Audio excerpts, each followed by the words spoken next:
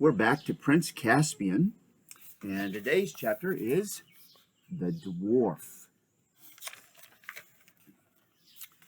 The worst of sleeping out of doors is that you wake up so dreadfully early, and when you wake, you have to get up because the ground is so hard that you are uncomfortable.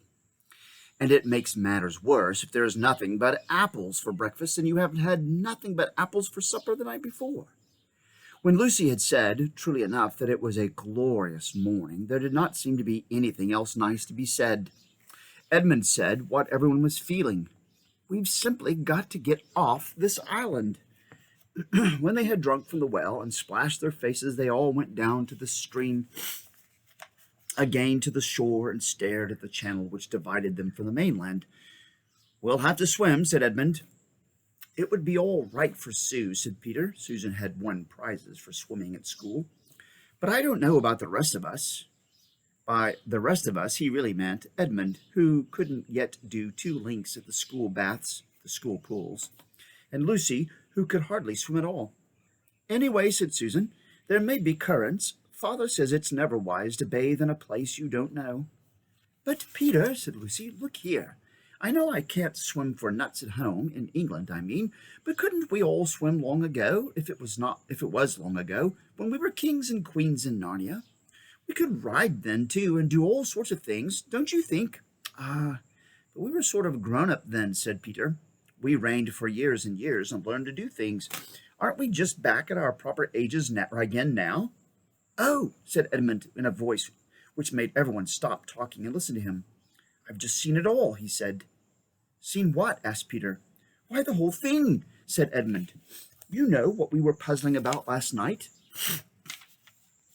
That it was only a year ago since we left Narnia, but everything looks as if no one had lived in Cair Paravel for hundreds of years. Well, don't you see? You know that however long we seem to have lived in Narnia, when we got back through the wardrobe, it seemed to have taken no time at all. Well, go on, said Susan. I think I'm beginning to understand. And that means, continued Edmund, that once you're out of Narnia, you have no idea how Narnian time is going. Why shouldn't hundreds of years have gone past in Narnia, while only 1 year has passed for us in England? By Jove, Ed, said Peter, I believe you've got it. In that sense, it really was hundreds of years ago that we lived in Cair Paravel, and now we've come back to Narnia just as if we were Crusaders or Anglo-Saxons or ancient Britons, or someone coming back to modern England. How excited they'll be to see us, began Lucy, but at the same moment, everyone else said, hush, or look, for now something was happening. There was a wooded point on the mainland, a little to their right, and they all felt sure that just beyond that point must be the mouth of the river. And now, around that point, there came into sight a boat. When it had cleared the point, it turned and began coming along the channel towards them. There were 2 people on board, one rowing, the other sitting in the stern and holding a bundle that twitched and moved as if it were alive. Both these people seemed to be soldiers. They had steel caps on their heads and light shirts of chainmail. Their faces were bearded and hard. The children drew back from the beach into the wood and watched without moving a finger. This'll do, said the soldier in the stern when the boat had come about opposite to them. What about tying a stone to its feet, corporal? Said the older, resting on his oars. Garn, growled the other. We don't need that, and we haven't brought one. It'll drown sure enough without a stone as long as we've tied the cords right. With these words, he rose and lifted his bundle. Peter now saw that it was really alive and was in fact a dwarf, bound hand and foot, but struggling as hard as it could. Next moment he heard a twang just beside his ear, and all at once the soldier threw up his arms, dropping the dwarf in the bottom of the boat, and fell over into the water. He floundered away to the far bank, and Peter knew that Susan's arrow had struck on his helmet. He turned and saw that she was very pale, but was already fitting a second arrow to the string, but it was never used. As soon as he saw his companion fall, the other soldier, with a loud cry, jumped out of the boat on the far side, and he also floundered through the water, which was apparently just in his depth, and it disappeared into the woods of the mainland. Quick, before she drifts, shouted Peter. He and Susan, fully dressed as they were, plunged in, and before the water was up to their shoulders, their hands were on the side of the boat. In a few seconds they had hauled her to the bank and lifted the dwarf out, and Edmund was busily engaged in cutting his bonds with his pocket knife. Peter's sword would have been sharper, but a sword is very inconvenient for this sort of work because you can't hold it anywhere lower than the hilt. When at last the dwarf was free, it sat up, rubbed his arms and legs like this, right? Rubbing his arms and legs, and exclaimed, "Well, whatever they say, you don't feel like ghosts." Like some dwarfs, he was very stocky and deep-chested. He would have been about 3 feet high if he had been standing up, and an immense beard and whiskers of coarse red hair. See, like this? Coarse red hair. Left little of his face to be seen except a beak-like nose and twinkling black eyes. "Anyway," he continued, "ghosts or not, you've saved my life, and I'm extremely obliged to you." "But why would we be ghosts?" said Lucy. "I've been told all my life," said the dwarf, "that these woods along the shore were as full of ghosts as they were of trees. That's what the story is. And that's why, when they want to get rid of anyone, they usually bring him down here, like they were doing with me, and say they'll leave him to the ghosts. But I always wondered if they didn't really drown him or cut their throats. Never quite believed in the ghosts. But these 2 cowards you've just shot believed all right. They were more frightened of taking me to my death than I was of going." "Oh," said Susan, that's why they both ran away." "Eh? What's that?" said the dwarf. "They got away," said Edmund, "to the mainland." "I wasn't shooting to kill them, you know," said Susan. She would not have liked anyone to think she could miss at such a short range. Said the dwarf, "that's not so good. That may mean trouble later on, unless they hold their tongues for their own sake." "What were they going to drown you for?" asked Peter. "Oh, I'm a dangerous criminal, I am," said the dwarf cheerfully. "But that's a long story. Meantime, I was wondering if perhaps you were going to ask me to breakfast. You've no idea what an appetite it gives one being executed." "There's only apples," said Lucy dolefully. "Better than nothing, but not so good as fresh fish," said the dwarf. "It looks as if I'll have to ask you to breakfast instead. I saw some fishing tackle in that boat, and anyway, we must take her round to the other side of the island. We don't want anyone from the mainland coming down here and seeing her." "I ought to have thought of that myself," said Peter. The 4 children and the dwarf went down to the water's edge, pushed off the boat with some difficulty, and scrambled aboard. The dwarf at once took charge.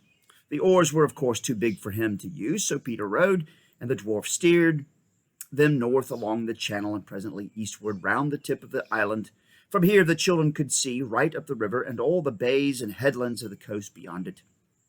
They thought they could recognize bits of it, but the woods which had grown up since their time made everything look very different. When they had come round into the open sea on the east side of the island, the dwarf took to fishing.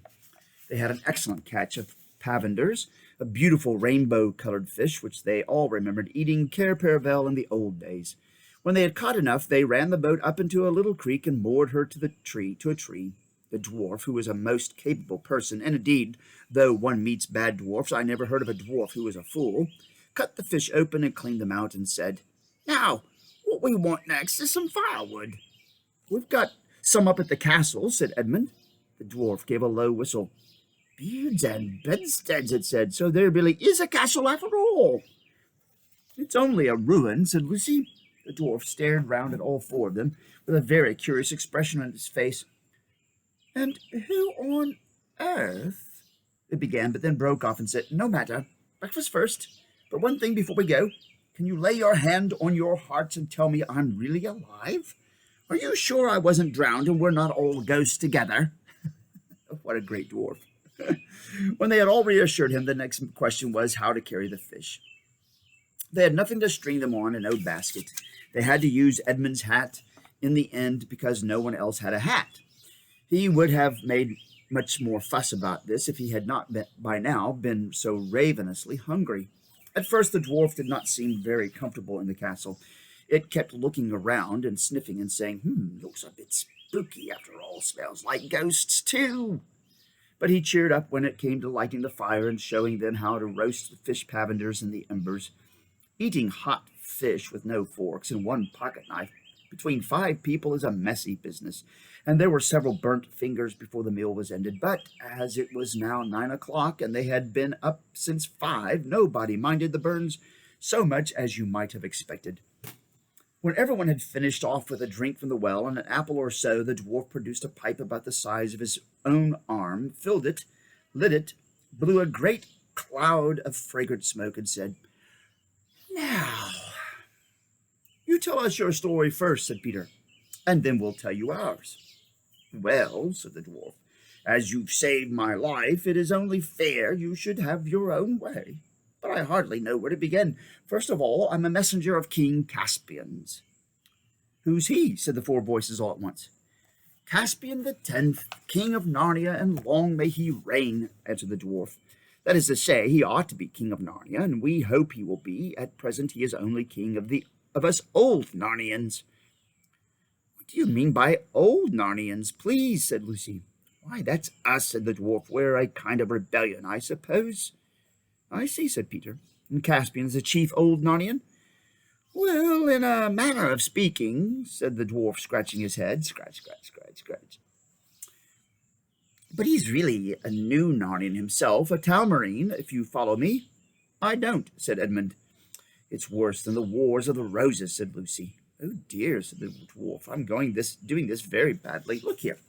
I think I'll have to go right back to the beginning and tell you how Caspian grew up in his uncle's court and how he comes to be on our side at all. But it'll be a long story." "All the better," said Lucy. "We love stories." So the dwarf settled down and told his tale.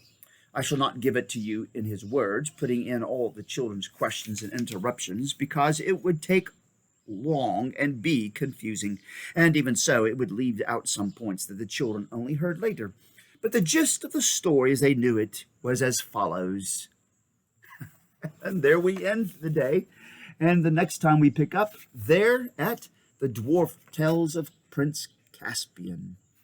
Well, that'll be next week, because I'm taking a break through the weekend. So next Monday I'll pick up with more stories and more chapters from Prince Caspian. Until then, have a great weekend.